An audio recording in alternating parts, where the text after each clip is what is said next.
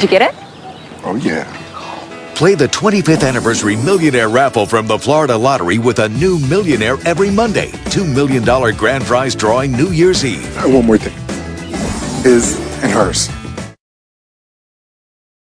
Alarming news today concerning what was the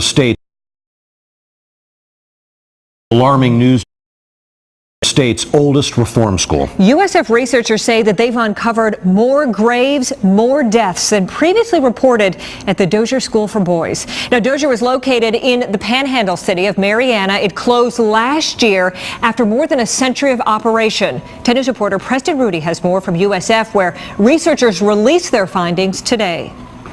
This is our ground-penetrating radar unit. Using ground-penetrating radar and other methods, USF anthropologists and archaeologists say they have now found 50 grave sites on the campus of the Dozier School for Boys. Previously, officials reported 31 boys were buried on school grounds in a cemetery known as Boot Hill.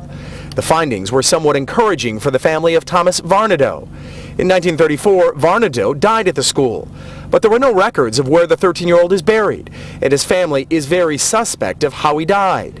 They believe abuse played a role. Also, the fact that his death certificate reflects no autopsy and no undertaker is suspicious.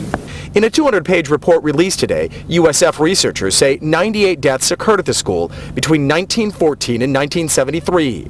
That's 17 more than previously stated. The researchers have also identified discrepancies in records of the cause and manner of death reported for several boys. And they noted a high number of boys, 20 in all, died within the first 3 months of being sent to the school.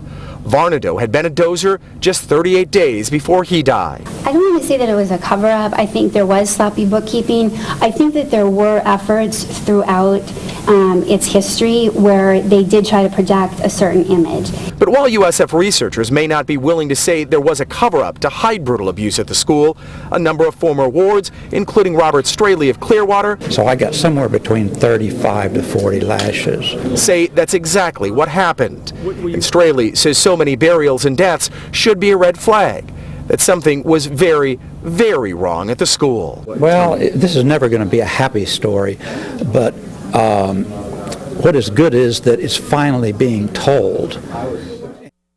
That was our Preston Rudy reporting.